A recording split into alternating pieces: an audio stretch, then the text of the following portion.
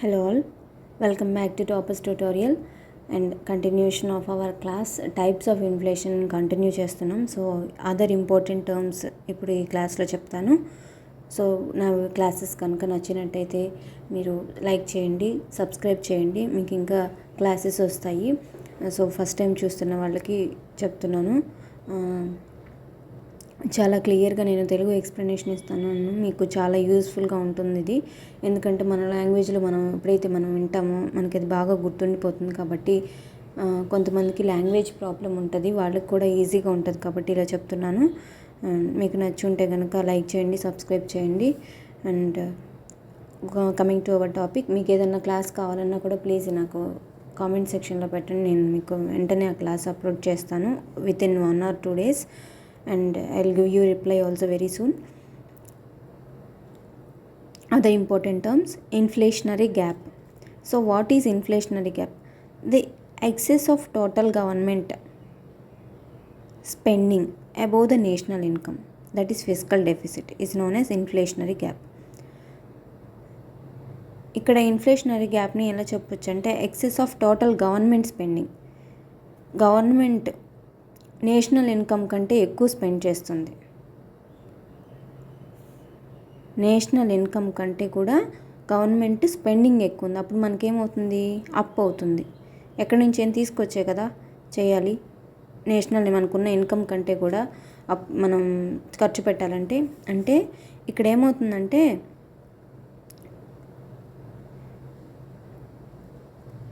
మన ఇంట్లో ఒక శాలరీ వస్తుంది అనుకోండి, 30,000 వస్తుంది మంత్లీ, మన ఖర్చు 40,000 అవుతుంది.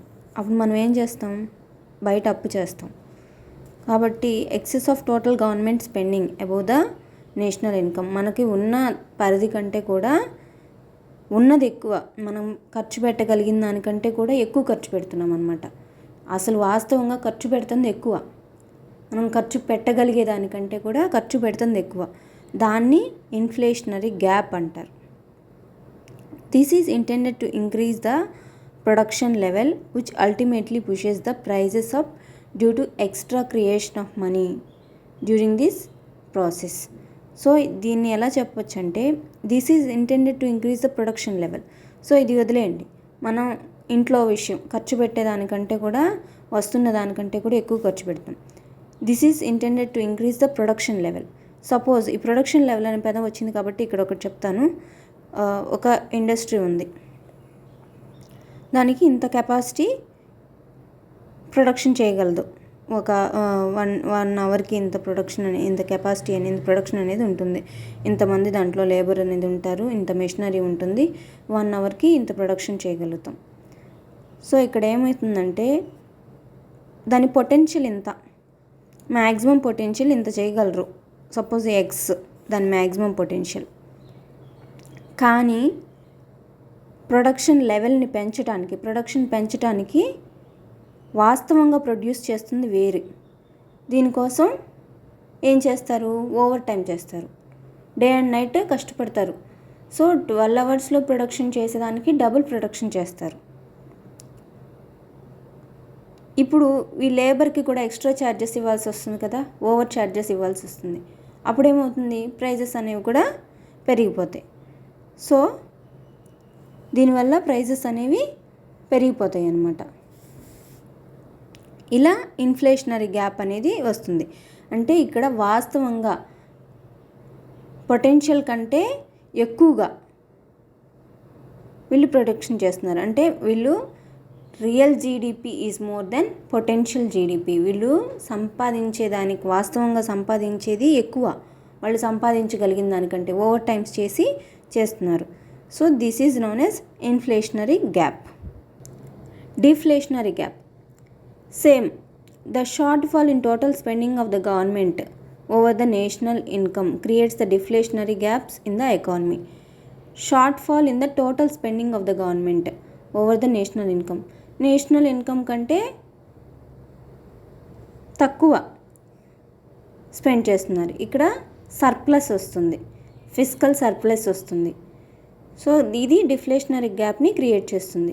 So this is the situation of producing more than the demand and the economy usually heads for general slowdown in the level of demand. This is also known as output gap. ఇక్కడ ఏమవుతుంది, demand ఎక్కువ ఉంటుంది కాబట్టి వీళ్ళు ఏం చేస్తారు, కావాల్సిన దానికంటే ఎక్కువ ప్రొడక్షన్ చేసి ఎక్కువ లేబర్ని పెట్టి, డిమాండ్ ఎక్కువ ఉంది కాబట్టి ఎక్కువ ప్రొడక్షన్ చేసి ఎక్కువ లేబర్ని పెట్టి వాళ్ళకి ప్రైజెస్ అనేవి రైజ్ చేసి డిమాండ్ని ఫుల్ఫిల్ చేసుకుంటారు. ఇక్కడ ఏమవుతుందంటే డిమాండ్ తక్కువైపోతుంది. ఇక్కడ ఏమవుతుంది, potential GDP is more than real GDP. అంటే వీళ్ళు చెయ్యగలిగింది ఎక్కువ కానీ చేస్తుంది తక్కువ, చేయగలిగింది ఎక్కువ చేస్తుంది తక్కువ. సో ఆటోమేటిక్గా this is the situation of producing more than the demand and economy usually heads for the slow down in the level of demand. కావాల్సిన దానికంటే ఎక్కువగా ప్రొడ్యూస్ చేసినప్పుడు, డిమాండ్ కంటే ఎక్కువగా ప్రొడ్యూస్ చేసినప్పుడు ఇలాంటి సమస్య వస్తుంది అనమాట. సో అప్పుడేమవుతుంది, కాస్ట్లు కూడా ఎక్కువగా ఉన్నప్పుడు, సప్లై ఎక్కువగా ఉంది, కాస్ట్లు తగ్గిపోతే ఆటోమేటిక్గా డిమాండ్ కూడా తగ్గిపోతుంది. That is reflationary gap. Inflation tax అంటే ఏంటి? Inflation erodes the value of money and the people who hold currency suffer in this process. Inflation ఏంటంటే ద్రవ్యోల్బణం అనేది మనీ యొక్క వాల్యూని పోగొడుతుంది. సో ఎలా? పీపుల్ హూ హోల్డ్ కరెన్సీ, ఎవరైతే డబ్బులు తమ చేతిలో పెట్టుకుంటారో, ఎటువంటి పెట్టుబడి పెట్టకుండా ఏం చేయకుండా, వాళ్ళు ఇలా సఫర్ అవుతారనమాట ఇన్ఫ్లేషన్ ట్యాక్స్తో. మనం మన దగ్గర పెట్టుకున్నాం అనుకోండి, డబ్బు వాల్యూ ఆటోమేటిక్గా కొన్ని రోజులకి తగ్గిపోతుంది ఇన్ఫ్లేషన్ వల్ల. సో అప్పుడేమవుతుంది, మన వాల్యూ తగ్గుతుంది కాబట్టి అది మనం ట్యాక్స్ పే చేయకపోయినా కూడా పే చేసినట్టే. ఎందుకంటే మనకు కొంత వాల్యూ అనేది తగ్గుతుంది, దాని డబ్బు వాల్యూ అనేది తగ్గుతుంది.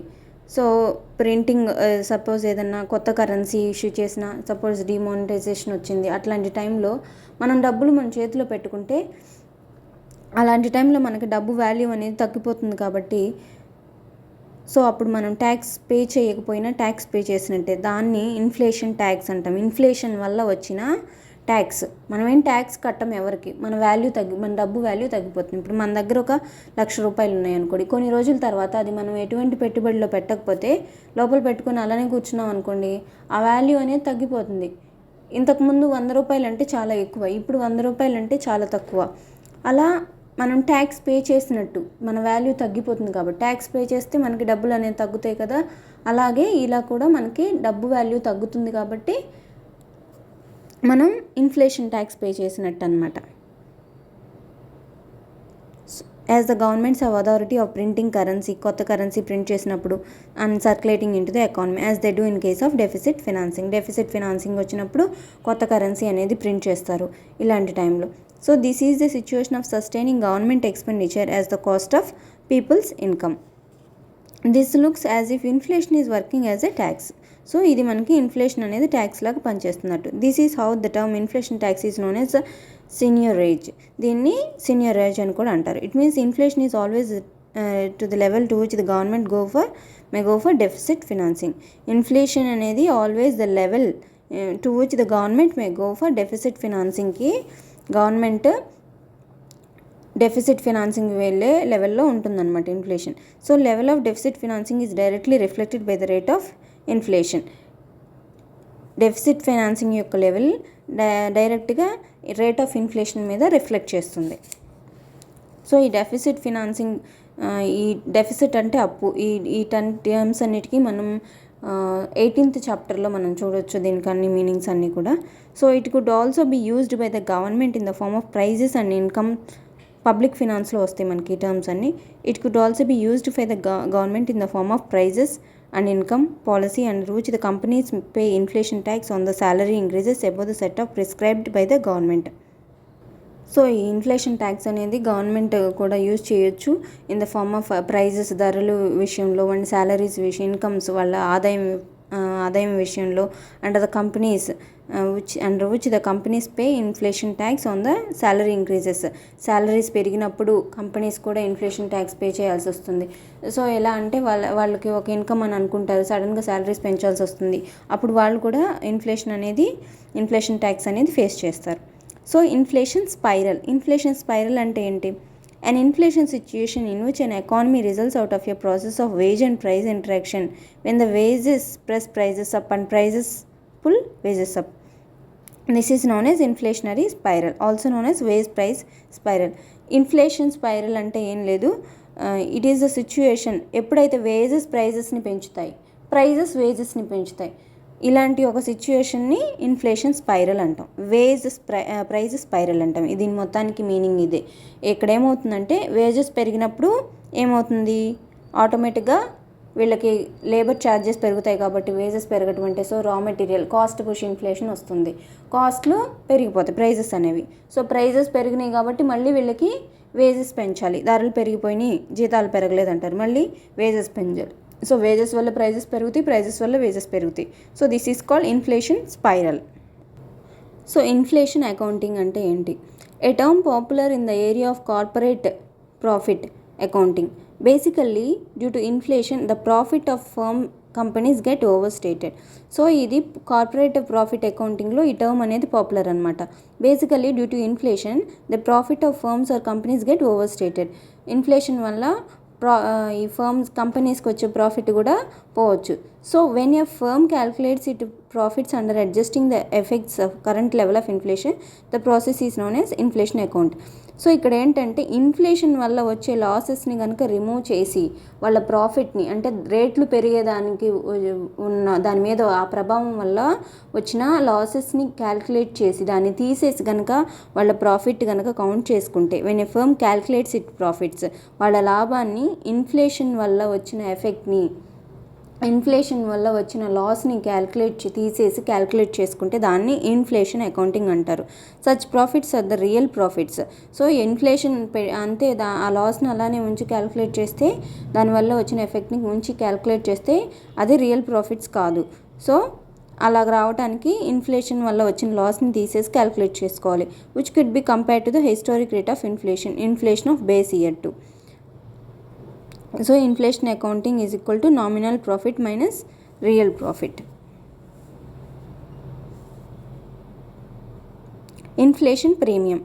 The bonus brought by the inflation to the borrowers is known as a inflation premium. బారోవర్స్కి అప్పుడు అప్పు ఇచ్చే వాళ్ళకి వచ్చే బోనస్ ఇన్ఫ్లేషన్ వల్ల అప్పు ఇచ్చే వాళ్ళకి వచ్చే బోనస్ని ఇన్ఫ్లేషన్ ప్రీమియం అంటారు. సో ఇది ఎలా? The interest banks charge on their lending is known as the nominal interest rate. Banks interest charge చేస్తాయి కదా, దాన్ని నామినల్ ఇంట్రెస్ట్ రేట్ అంటారు, నామమాత్రపు వడ్డీ rate. So which might not be the real cost of borrowing paid by the borrower to the banks. So which might not be the real cost of borrowing paid by the borrower to the, మనం బ్యాంకుకి cost చేసే rate అది కాదు. So banks charge on their lending is known as nominal interest rate which might not be the real cost of borrowing paid by the borrower to the bank. కానీ బ్యాంకులకి కట్టే వడ్డీ అది కాదు. To calculate the real cost వాస్తవ interest రేట్ని తెలుసుకోవడానికి borrower is paying on it's loan, తన loan మీద వాస్తవ రేట్ని తెలుసుకోవడానికి the nominal rate of interest is adjusted with the inflation and thus the interest rate we get is also known as real interest rate. So మనం అది తెచ్చుకోవడానికి inflation యొక్క ఎఫెక్ట్ని adjust చేయాలి, ఇన్ఫ్లేషన్తో adjust చేసి అప్పుడు మనం ఇంట్రెస్ట్ రేట్ని తెలుసుకోవచ్చు. So the real interest is always lower than the nominal interest rate if the inflation is taking place. The difference is the inflation premium. So ఈ డిఫరెన్స్ ఉంటుంది కదా, బ్యాంకులు తెచ్చుకునే వాస్తవంగా ఉండే ఇంట్రెస్ట్ రేటు వీళ్ళు పే చేసే ఇంట్రెస్ట్ రేటు వేరే ఉంటుంది, ఆ రెండింటిని మైనస్ చేస్తే వచ్చే లాభమే ఇన్ఫ్లేషన్ ప్రీమియం. సో ఇది ఎలాంటి సిచ్యువేషన్ అంటే బ్యాంకులు బారో చేసుకుంటాయి అనుకోండి మనీని గవర్నమెంట్ నుంచి, సెంట్రల్ ఆర్బీఐ నుంచి బారో చేసుకుంటాయి, ఇన్ఫ్లేషన్ వస్తుంది, ధరలన్నీ పెరిగిపోతాయి. సో అప్పుడు ఏమవుతుంది, వీళ్ళు ఇంట్రెస్ట్లు కూడా పెంచేస్తారు. సో వాళ్ళు తెచ్చుకున్నది ఒకటి, వీళ్ళు బయట ఇచ్చేది ఒకటి, ఇలాంటప్పుడు వీళ్ళకి చాలా డిఫరెన్స్ ఉంటుంది. సో ఆ విధంగా వీళ్ళకి ఈ ఇన్ఫ్లేషన్ వల్ల బోనస్ వస్తుంది ఈ బారోవర్స్కి, బ్యాంక్కి. So that is called inflation premium అనొచ్చు.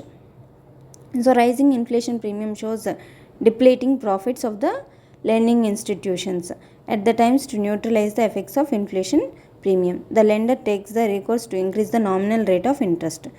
సో ఇన్ఫ్లేషన్ ప్రీమియం అనేది పెరిగినప్పుడు లెండింగ్ ఇన్స్టిట్యూషన్స్కి తక్కువ ప్రాఫిట్స్ వస్తాయి అన్నమాట. So Phillips curve. So what is Phillips curve? It is a graphic curve which advocates a relationship between the inflation and unemployment in an economy. ఒక ఆర్థిక వ్యవస్థలో ఇన్ఫ్లేషన్కి, ద్రవ్యోల్బణానికి, అన్ఎంప్లాయ్మెంట్, నిరుద్యోగానికి ఒక రిలేషన్ని చూపించే ఒక గ్రాఫికల్ కర్వ్ అన్నమాట ఇది. సో ఒక ఆర్థిక వ్యవస్థలో ఈ ఇన్ఫ్లేషన్కి, ఆ ద్రవ్యోల్బణానికి, నిరుద్యోగానికి ఉన్న రిలేషన్షిప్ని ఈ కర్వ్ చూపిస్తుంది. So as per the curve there is a trade off between the inflation and the unemployment, that is an inverse relationship between them.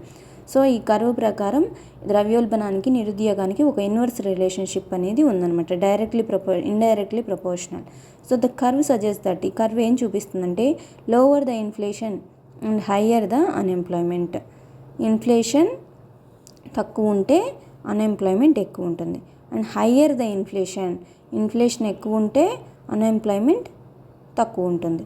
So during the 1960 this idea was among the most important theories of the modern economist.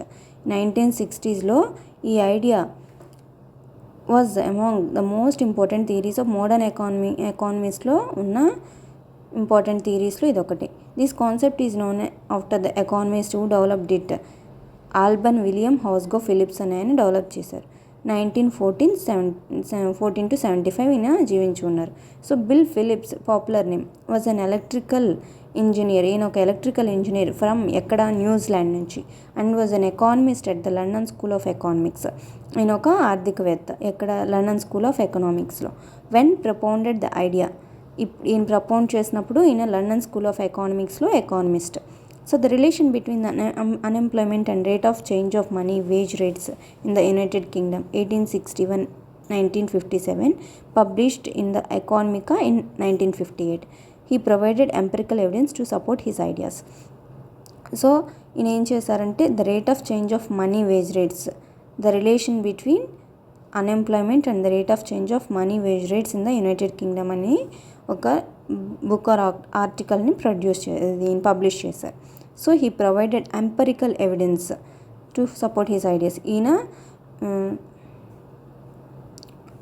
Empirical ఐడియాస్ని support చేయడానికి empirical ఎవిడెన్స్ని support చేశారు. అంటే ఈయన ప్రయోగం చేసి దాన్ని అనుభవించి చూసి దాన్ని ఎలా ఒకసారి అప్లై చేసి చూసి ఈయన మనకి ఆ ఐడియాస్ని సపోర్ట్ చేశారు. So by the early 1960, an economic wisdom emerged around the world that by following a certain kind of monetary policy, unemployment could be checked forever and at the cost of a slightly higher inflation, unemployment could be reduced permanently. ఇక్కడ 1960 స్టార్టింగ్లో ఏం చేశారంటే ఒక ఆలోచన వచ్చిందనమాట. ఇది ఒక monetary policy లాగా అన్ఎంప్లాయ్మెంట్ అనేది నిర్మూలించవచ్చు ఎలా, at the cost of slightly higher ఇన్ఫ్లేషన్ని పెంచి అన్ఎంప్లాయ్మెంట్ని తగ్గించవచ్చు అని చెప్పి అన్నారు. ధరలు పెరిగిపోతుంటే ఆటోమేటిక్గా మనకి ఇంకా సప్లై కావాలి అని అర్థం కదా. సప్లై కావాలంటే లేబర్ కావాలి, ఎంప్లాయ్ చేసుకోవాలి, అందరినీ ఎక్కువ మందిని ఎంప్లాయ్ చేసుకున్నప్పుడు అన్ఎంప్లాయ్మెంట్ అనేది పూర్తిగా పోతుంది, ఎంప్లాయ్మెంట్ పెరుగుతుంది. సో నిరుద్యోగాన్ని తగ్గించవచ్చు. ఇక్కడ ఏంటంటే వీళ్ళ కాన్సెప్ట్ మనకి సప్లై కావాలి. ఇన్ఫ్లేషన్ అంటే ఏంటి? ధరలు పెరగటం. ధరలు పెరిగిందంటే ఏమని అర్థం? డిమాండ్ ఉంది, సప్లై కావాలి. ఓకే, సప్లై కావాలంటే ఏం చేయాలి? మనకి ఇంకా ఎక్కువ మందిని మనం ఎంప్లాయ్ చేసుకొని వాళ్ళకి శాలరీస్ ఇస్తే సో వాళ్ళ చేత మనం ప్రొడక్షన్ చేయించుకుంటూ ప్రొడక్షన్ అప్పుడు పెరుగుతుంది. ప్రొడక్షన్ పెరిగితే సప్లై అండ్ డిమాండ్ ఈక్వల్ అవుతాయి. సో ఆ విధంగా అన్ఎంప్లాయ్మెంట్ అనేది పోతుంది అనుకున్నారు. So the central banks of the developed world started framing the required kind of monetary policies mixing the trade off between the inflation and unemployment. And so developed world ఏం చేసిందంటే ఇది frame చేయడం start చేసింది, ఈ trade off between the inflation and unemployment. ఈ రెండింటిని కలపడానికి try చేసింది, ఇన్ఫ్లేషన్కి అన్ఎంప్లాయ్మెంట్కి ఉన్న వ్యత్యాసాన్ని పోగొట్టి. The idea become popular among the developing economies to by late 1960 చివరికల్లా ఈ ఐడియా పాపులర్ అయిపోయింది. Though they were a bit confused as most of them are fighting the menace of higher inflations double digit along with the high level of unemployment. So most of them were fighting the menace of higher inflations. ఇది కొంచెం కన్ఫ్యూజింగ్గానే ఉంది. చాలామంది double digit inflation వల్ల ఇబ్బంది పడుతున్నప్పటికీ దాంతోపాటు వాళ్ళకి unemployment కూడా ఎక్కువగానే ఉంది. So by the early 1970 starting కల్లా 2 American economist Milton Friedman Nobel laureate 1976 and Edmund Phelps challenged the idea of the Phillips curve. వీళ్ళు ఈ ఐడియాని ఛాలెంజ్ చేశారనమాట, Milton Friedman and Edmund Phelps. So according to them the trade off between the inflation and unemployment was only short term. వీళ్ళ ప్రకారం ఏంటంటే inflation పెరిగి వీటి మధ్య ఇన్వర్స్ రిలేషన్, ఇన్ఫ్లేషన్ పెరిగి అన్ఎంప్లాయ్మెంట్ తగ్గిద్ది అనేది ఒక షార్ట్ టర్మ్ మాత్రమే, కొద్ది కాలం మాత్రమే ఇది పనిచేస్తుంది. Because once the people came to expect higher inflation they started demanding higher wages and thus unemployment will rise back to the natural rate. So ఎప్పుడైతే వీళ్ళు హయ్యర్ ఇన్ఫ్లేషన్ని వచ్చింది అనుకుంటారు, వాళ్ళు ఏంటంటే వేజెస్ని కూడా ఎక్కువ కావాలని డిమాండ్ చేస్తారు. దస్ అన్ఎంప్లాయ్మెంట్ వేజెస్ ఎక్కువ ఇవ్వలేక ఏం చేస్తారు, ఎంప్లాయ్మెంట్ అనేది తీసేస్తారు, కొంతమందిని తీసేస్తారు. ఈ అన్ఎంప్లాయ్మెంట్ రేట్ అనేది మళ్ళీ న్యాచురల్ రేట్కి వస్తుంది. So the unemployment rate that occurs at full employment when the economy is producing a potential output, it is usually called the natural rate of unemployment. ఎప్పుడైతే అన్ఎంప్లాయ్మెంట్ రేట్ అనేది full ఎంప్లాయ్మెంట్లో ఉంటుందో, ఒక్కరి set full employment when the economy కావాల్సినంత చేస్తుందో, employment అనేది కావాల్సినంత తీసుకుంటుందో అప్పుడే అది కరెక్ట్గా ఉందన్నమాట. దాన్ని న్యాచురల్ రేట్ ఆఫ్ అన్ఎంప్లాయ్మెంట్. కొంత అన్ఎంప్లాయ్మెంట్ కూడా ఉండాలి, పూర్తిగా అన్ఎంప్లాయ్మెంట్ అనేది పోదు అని చెప్తున్నారు వీళ్ళు, ఫ్రైడ్మన్ అండ్ ఎడ్మండ్ ఫెల్ప్స్ చెప్తున్నారు. సో వీళ్ళు ఈ ఫిలిప్స్ కర్వ్ అనేది ఇప్పుడు బాగా ఇన్ఫ్లేషన్ పెంచేసి మనం పూర్తిగా అన్ఎంప్లాయ్మెంట్ని తగ్గించేద్దాం అనేది, ఆ ఇన్వర్స్ రిలేషన్షిప్ అనేది ఎక్కువ కాలం వర్కౌట్ కాదు, కొంతకాలమే అవుతుంది. తర్వాత వాళ్ళు ఇన్ఫ్లేషన్ ధరలు ఎక్కువ పెరుగుతున్నప్పుడు ఉన్న ఎంప్లాయీస్ అందరూ కూడా ఇంకా వేజెస్ పెంచమని అడుగుతూనే ఉంటారు. దానివలన కొంతమందిని తీసేస్తారు వేజెస్ ఇవ్వలేక అని చెప్తున్నారు. So they advocated that there was no long term trade off between the inflation and unemployment. So ఈ ఇన్ఫ్లేషన్ అండ్ అన్ఎంప్లాయ్మెంట్ మధ్యన లాంగ్ టర్మ్ ట్రేడ్ ఆఫ్ అనేది సక్సెస్ అవ్వదు. In the long run monetary policy can influence inflation. Long రన్లో monetary policy మాత్రమే ఇన్ఫ్లేషన్ని influence చేయగలదు.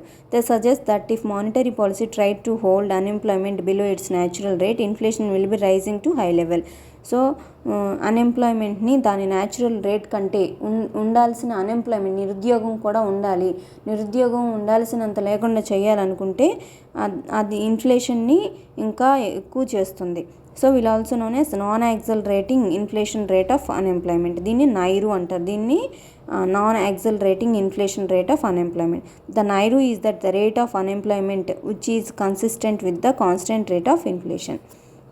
నైరు అంటే ఏంటంటే rate of unemployment is consistent, సాంద్రత with the constant rate of inflation. So it means at NAIRU the upward and downward forces on price, inflation and wage unemployment neutralise each other and there is no tendency of change in the rate of inflation. So NAIRU దగ్గర inflation and unemployment అనేది neutralise అవుతుంది. So we may say that NAIRU is the lowest unemployment rate.